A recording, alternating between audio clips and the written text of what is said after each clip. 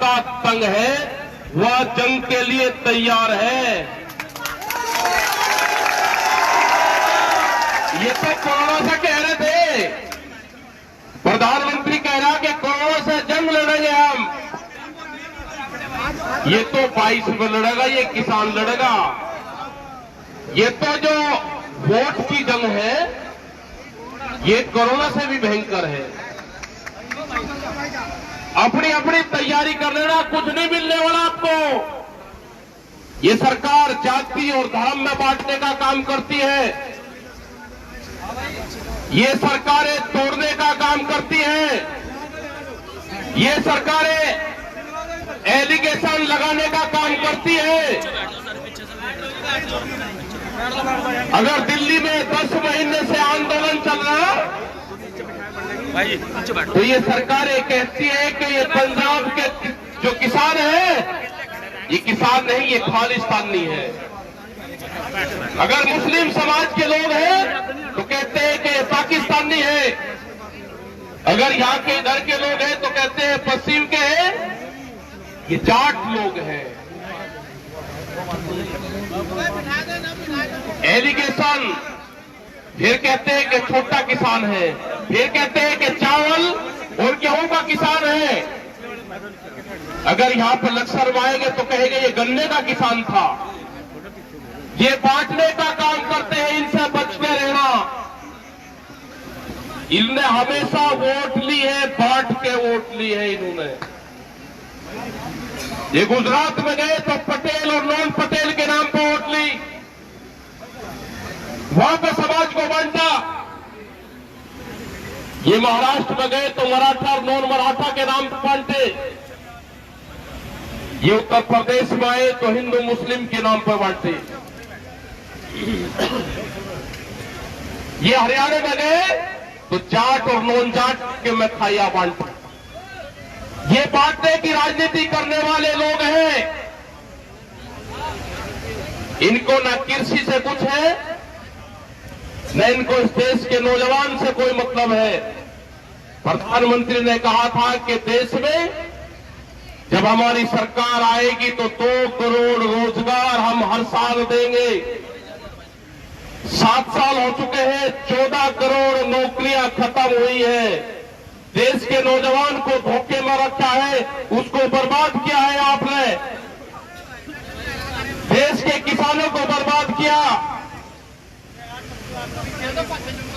3 काले कानून लेकर आए, किसान से कोई सलाह मशवरा नहीं, कृषि फायदे का सौदा बताते हैं। हिमाचल का किसान जो उसने एग्रीमेंट आज से 11 साल पहले अपने सेव का किया था, एक बाहरी कंपनी आती है अडानी नाम की, तो कहा कि 16 रुपए पर किलो मैं हिमाचल के सेव के रेट गिराऊंगा। ये उत्तराखंड की धरती है, यहां पे भी सेव पैदा होता है। पूरा बर्बाद हो गया है, हमारा पूरा पहाड़ प्लान कर रहा है, प्लान नीचे कोई उनको भाव नहीं मिलता। बहुत बुरी स्थिति है। बड़ी बड़ी कंपनियों का फूड चेन आपके भोजन को छीनना चाहती है, गरीब की रोटी तिजोरी में बंद करना चाहती है। अनाज को कोठियों में बंद करेंगे, वेयर हाउस में बंद करेंगे, अनाज को गोदामों में बंद करेंगे।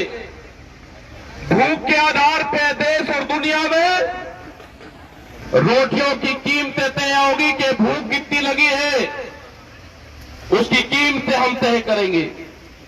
जब आपकी फसल आएगी 2 महीने फसलों का रेट कम होगा, अपने गोदाम भरेंगे, उसके बाद में रेट बढ़ाने का काम करेंगे। इनके सर्वे हुए, बड़ी बड़ी कंपनी के सर्वे हुआ कि सुनना 17 बार महिलाएं इस्तेमाल करती है एक साल में। उस पर व्यापार नहीं अब होगा, अब व्यापार होगा, रोटियों का व्यापार देश में होगा। उन्होंने कहा कि एक साल में 700 बार भूख लगती है एक आदमी को, इससे बड़ा कोई कारोबार नहीं।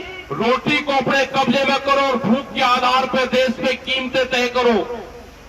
उस गरीब आदमी का क्या होगा जो 2 वक्त की रोटी के लिए पूरा दिन मेहनत करता है।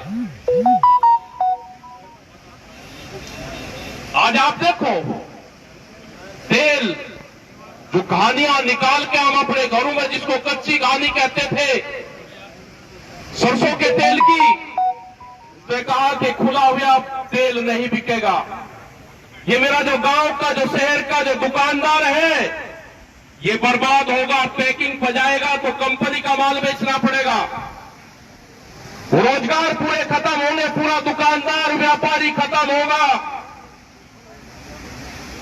अगर किसान बर्बाद होगा तो व्यापारी भी बर्बाद होगा। चौधरी चरण सिंह जी कहते थे कि किसी क्षेत्र को अगर देखना है वो कितना संपन्न है तो गांव की गलियां नहीं, आप शहर का बाजार देखो। जो लालाजी बैठा हुआ है दुकान पे, उसका गल्ला ठीक है, उसकी दुकान अगर सजी धजी है, लालाजी अगर मजबूत है, कपड़े उसके ठीक है, शीशे का उसका शोकेस बना हुआ है, तो ये देख लेना कि यहाँ का किसान मजबूत है। और जिस क्षेत्र का दुकानदार कमजोर होगा उस क्षेत्र के रहने वाली जनता भी कमजोर होगी। गांव देखने की जरूरत नहीं, शहर के अपने व्यापारी की दुकान देख लो, उसकी हालात क्या है। ये बर्बाद होंगे सब दुकानदार भी, ये दुकानदार भी बर्बाद होंगे। अगर गन्ने के पैसे दुगने आ जाएंगे, अगर एमएसपी के हमारा माल मिलेगा, हमारा जो पैसा किसान के पास में आएगा, वो सीधा किसान दुकान पर जाएगा, अपना मकान बनाएगा, नई चीज खरीदेगा, कपड़े खरीदेगा, कर्मचारियों को, नौजवानों को उसको रोजगार देगा। लेकिन जब किसान पे ही पैसा नहीं होगा तो व्यापारी भी भूख समझेगा। ये संघर्ष जारी रहेगा जब तक 3 काले कानून और एमएसपी पे गारंटी नहीं मिलेगी। ये आंदोलन जारी रहेगा। ये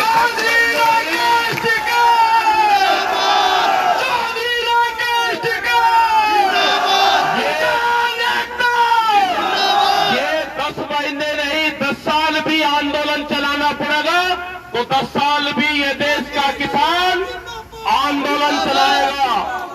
ये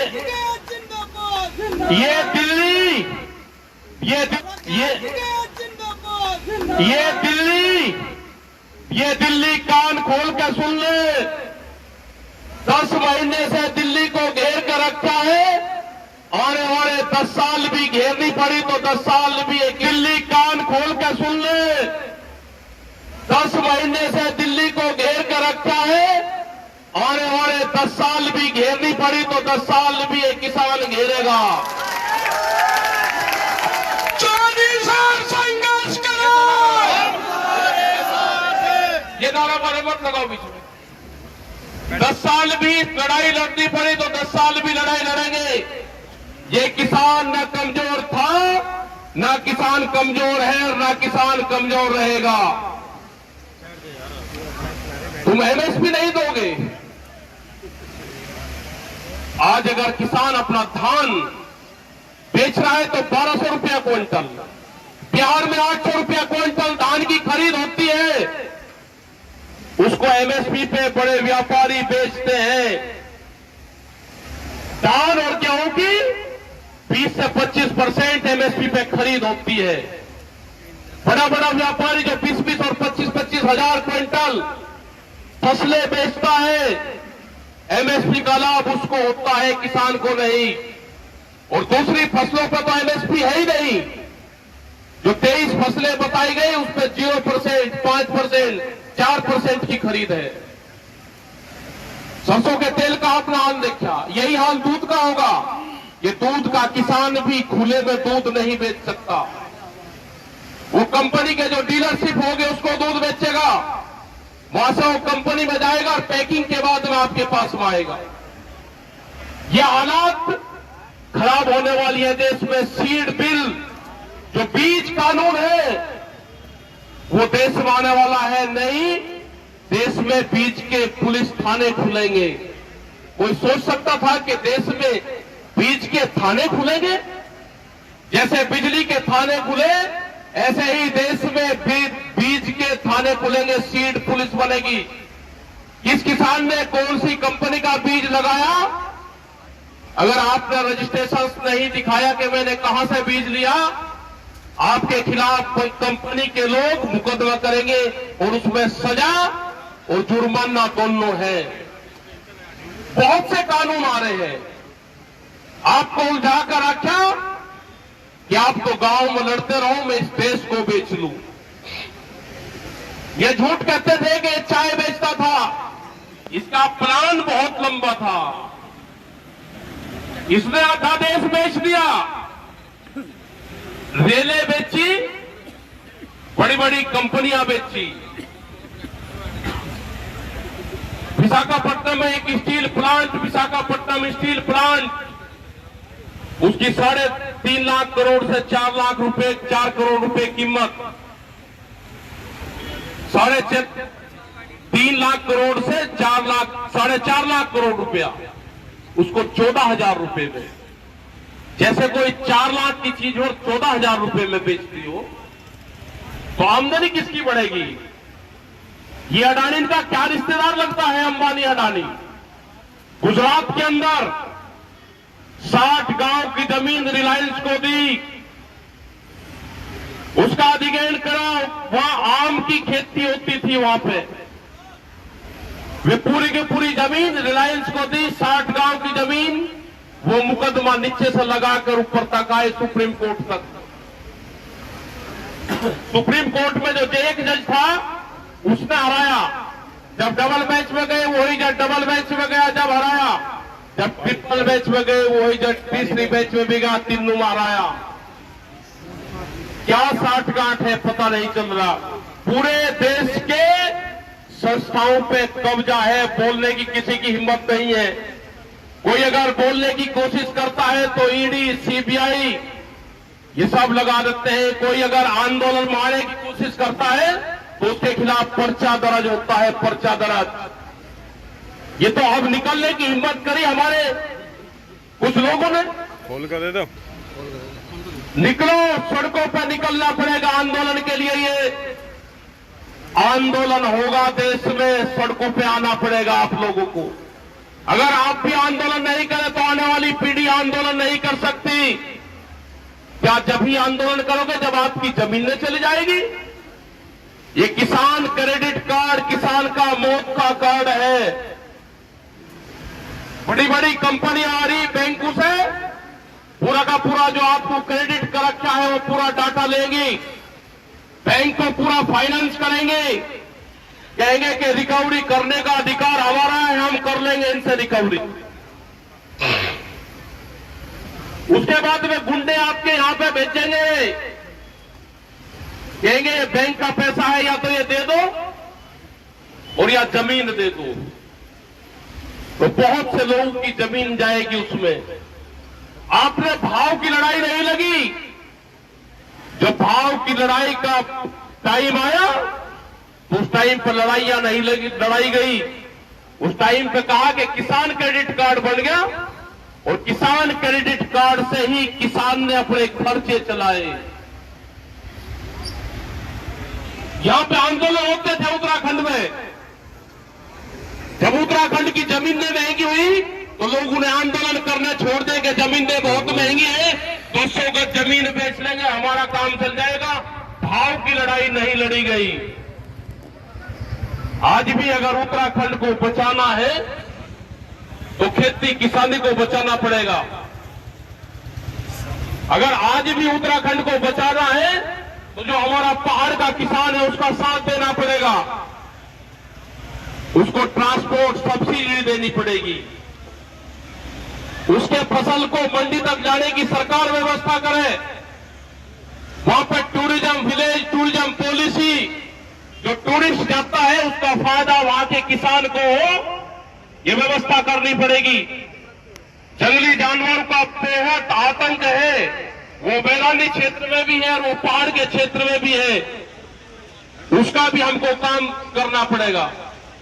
जो वहां पे जंगल खड़े हो गए हैं, जो लोग छोड़ छोड़ कर आगे, जो जंगली जानवर वहां पे पैदा हुए, उसकी सरकार की जिम्मेदारी उसकी है। वहां पे पानी का प्रबंध नहीं है, तो इसीलिए वहां के लोग प्लान कर रहे हैं, वो नीचे आ रहे हैं, आपस में लड़ाने का काम करेंगे। पहाड़वाद और प्लेनवाद की एक लड़ाई आपके बीच में भी वे रखेंगे हमेशा। इनसे भी बचना कि उत्तराखंड में और कुछ नहीं मिला तो उत्तराखंड में पहाड़ और प्लेन की बात करो, ये आपको लड़ाने का काम करेंगे, ये चीजें ध्यान रखना आप। मैदानी क्षेत्र में हमको एमएसपी चाहिए, गन्ने का 1 रुपया नहीं बढ़ा पिछले 5 साल में गन्ने का भुगतान, और गन्ने का रेट यहां पे बढ़े। एमएसपी पे खरीद की गारंटी सरकार ने, उस पर कानून बनाए, ये हमारे सारे सवाल है। यही उत्तर प्रदेश, यही देश के लिए है। आप आंदोलन अगर यहां पे भी कर रहे हैं तो इस आंदोलन की गूंज पूरे देश भर में है। ये आज संयुक्त मोर्चे की मीटिंग यहां पे है, आज संयुक्त मोर्चे के बड़े लीडर बाजवा जी यहां पे हैं। इस मीटिंग की गूंज पूरे देश और दुनिया में है। हम धन्यवाद देना चाहते हैं जो हमारे सिख समाज के लोग हैं, इन्होंने वहां पे बहुत मदद करी।